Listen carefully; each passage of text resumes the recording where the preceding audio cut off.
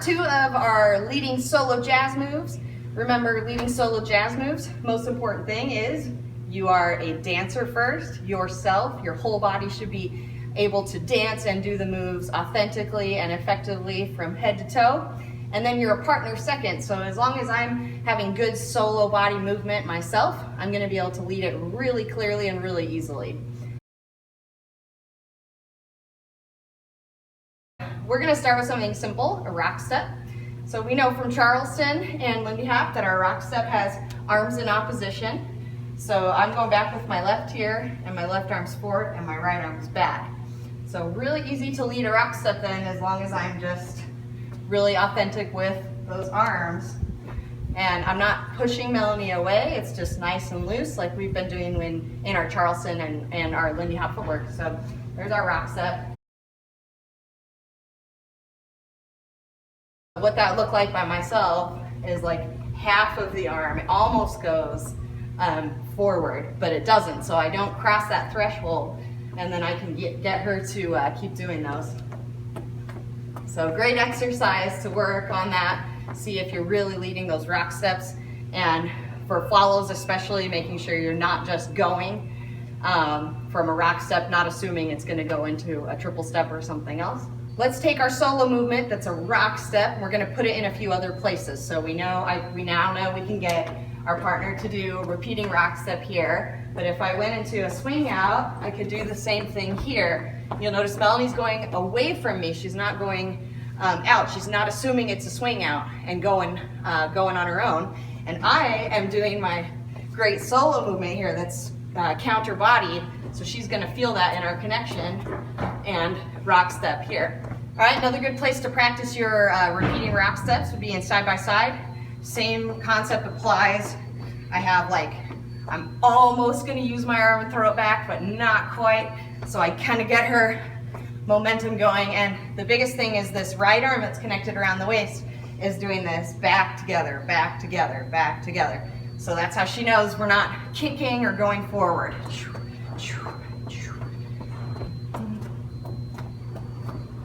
Don't think about pulling your partner, just think about these little short movements that stop just before they go past the threshold. All right, another great place to practice your extra kicks or extra rock steps would be in tandem. So I could get Melanie to keep rock stepping here. Again, just being really true to that solo movement, okay? If you're a dancer first, you're able to lead it real easy. Let's take another thing, simple kicks, like repeating kicks. So for example, in a chainsaw, we have like a kick, and we have these arms in opposition, and we kind of stop them halfway, as opposed to like a kick and then forward, like a Charleston basic or a flying Charleston. We're just gonna stay here. So that's how we get the lead for like chainsaws. So I'm gonna go back, and I'm gonna get Melanie to go forward. We have a tilt in the body, and I'm just doing the arms before I get to that threshold. So that's really how we can lead those chainsaws here. And if I switch, same thing on this side. All right, so then we're going along in our tandem here, and then I can do like that same idea with the kick on that side, or we can do the right leg. So you have to be really careful on these, that we're not trying to push or pull our partner, we're just really being authentic to the movement. So I would suggest before trying to lead it that you play around with just doing these by yourself, and especially getting out of it. So like if I'm doing these kicks, what my arms do moving out is almost more important than when we're in, because it's easy to get your partner to keep going once they're going, but hard to get in and hard to get out. So really practice those different movements like this one and what your arms do on the way out. And as long as you're authentic with the solo movement with yourself, your partner's gonna follow it. Great exercise would be to try to get your partner to do repeating kicks in open position, but not in chainsaw format. I want to try to get Melanie to go away from me. Really great exercise you guys can work on. Not especially great for social dancing, but kind of fun and good to work on your technique for sure. We can take those repeating kicks in side by side as well. So I could like start a Charleston and then keep it kicking. Again, you only want like that half of the arm swing. First move is a fall off the log. And the way we're gonna do this fall off the log is with really big arms that are gonna go in and out. Fall off the log, off the log. We're gonna do a nice angle tilt out here with the arms out. And then as we cross behind, the arms come in, back to open, and then they cross in again. So when we kick, we're here, in, kick, out.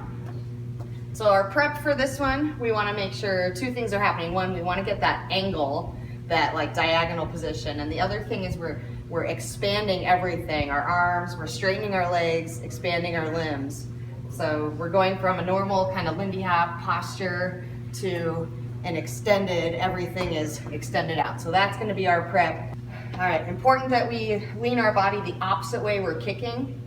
So if I'm kicking this way, I'm leaning my body the opposite direction. So we're kicking and tilting the opposite direction, and the way that you're tilting, that's the way you want to go. So think of it as our weight's being pulled that direction behind. So both of those things, as we kind of get that tilting motion and our weight falling that direction, it's going to be really easy to lead it.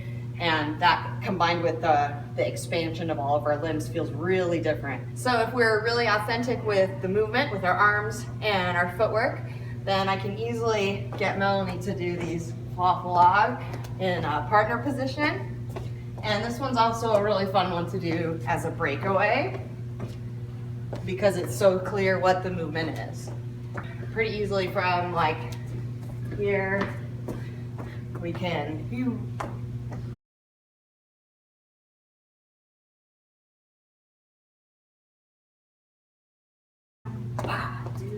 expand it. Yay! All right, so our next move is pushes. Really simple move that we find in the tranky do, but also in other places.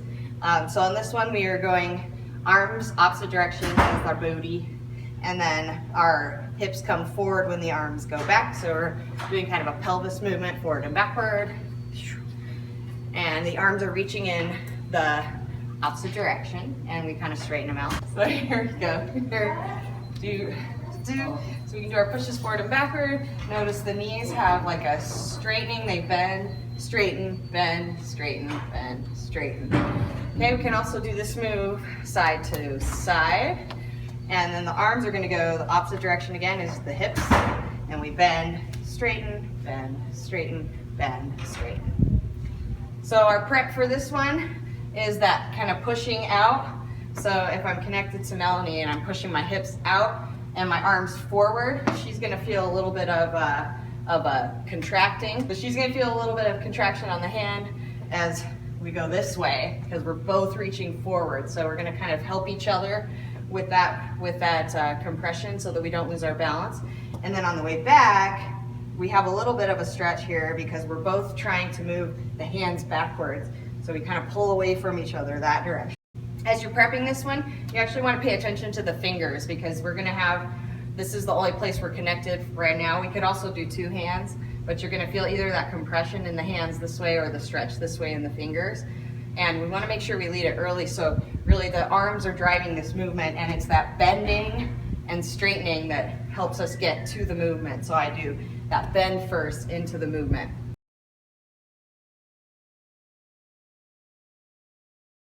So in side by side, if you picture my arms around Melanie here, if I lean the hips forward and the arms back, I'm going to be taking her hips backwards. So we're actually going to go opposite directions of each other. But really simple to lead it that way, and I can be very authentic with the arms moving back and forth. Make sure you don't tighten. I'm not trying to pull her back and forth. I'm just focusing on doing the move myself. Remember, dancer first, partner second.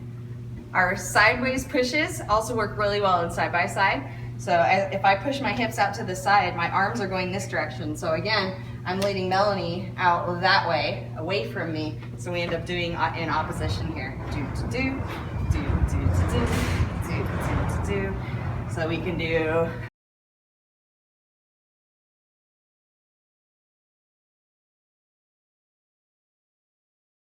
All right, next move, Shorty George. So we've taught this move in a lot of other Lindy ladder lessons, but essentially the way I like to describe it is you're on a bit of a tightrope and our feet are, so our feet are as close together as we can. Knees are bent, and the knees are just going side to side. So as we do our shorty, we're tilting and walking along this tightrope, and the hips and upper body are in opposition, so that we get a little bit of this motion as we're doing our Shorty George. Arms, I like to do palms forward, facing out. So on our Shorty George, we're going here back and forth. So you get a little bit of the shoulders, but really the motion doesn't come from the shoulders, it comes from the rib cage. The shoulders just are going along with that sideways, side to side motion. So, and the big thing with the Shorty George is that we want like a kick up prep into it, almost like a kickball change. So we're gonna do a kick and Shorty George. So on that kick, everything is again expanding away. So I'm going from my athletic posture into this kick, and everything straightens and extends out. So that's going to be our prep into those Shorty Georges, is that little bit of that kick expanding. I add even a little bit of a jump out of it so that it's very clear we have that extended motion into the Shorty George. So probably the easiest place to lead Shorty George, side by side. I'm gonna switch feet somewhere in there. You can use like similar to how you would get into Drunken Charleston and switch from here to the right foot. And so if we're here in side by side and I do this kick up and I'm gonna extend up, Melanie feels that right away. My right arm is doing that extension, so she feels that as well. So I'm gonna add a little bit of that hop up as well, and that makes her kind of place her weight on the left because I'm bringing her up with me and down with me, so we go right into the Shorty George. So yoop and go. So that's probably the easiest place, but again, you wanna really practice your solo movement, be really authentic with it so your follow feels it, so we're not forcing it. Another great place to do Shorty George would be in a side-by-side position with a handhold. So if you're doing something in open position, even a swing out, and then I rotate, get Millie to turn out this way. Or we could do like a kick away turn where I'm getting her spinning this way, and then I end up back in open. And then again, I'm just gonna have that extension. Now I'm on this side of Melanie because this is my left arm, so it's my lead arm. She's gonna be much more comfortable following it. If it's her right arm, she's gonna feel it a lot more there. And right into those, nice and easy. So again, our prep, we have that nice extension, and I mean, she's feeling all of my rib cage movement because my arm follows that extension with it. Next move is a Boogie Forward, and again, we've kind of gone over this move in other lessons if you want to go have a more detailed view. But we're going to think again about a tightrope, but this time we're scooping this leg up like a bicycle kick backwards. And then I'm gonna go down toe first and heel first. And as my toe and heel go, my hip's gonna roll in. So we have a brush up, toe heel, roll the hip, brush up, toe heel with the hip. Now our arms are gonna be similar to this Shorty George where we have this extension in opposition. Okay, so I'm gonna go this way. We have here and here, and we want that hip roll. It's going to feel different than the Shorty George in that we don't have that massive extension and a drop into the Shorty George. On this one, it's much more smooth and controlled and flat. The arms on the Boogie Forward is really what's going to lead this in. We're going to do it in tandem, which is a great place to do it. And you want to think about your palm rounding up and forward as you're going through your Boogie Forward. So it kind of does this forward circle. All right, so in tandem, I'm going to do rest up on the left. And then my first one's actually going to be a right arm circle while the left leg bicycles backwards. So that's kind of our lead for this. And then we can go into the next one. Left arm with the right leg going backwards and the left arm rounding forward. And remember, we're staying level. There's no kick up or extension here.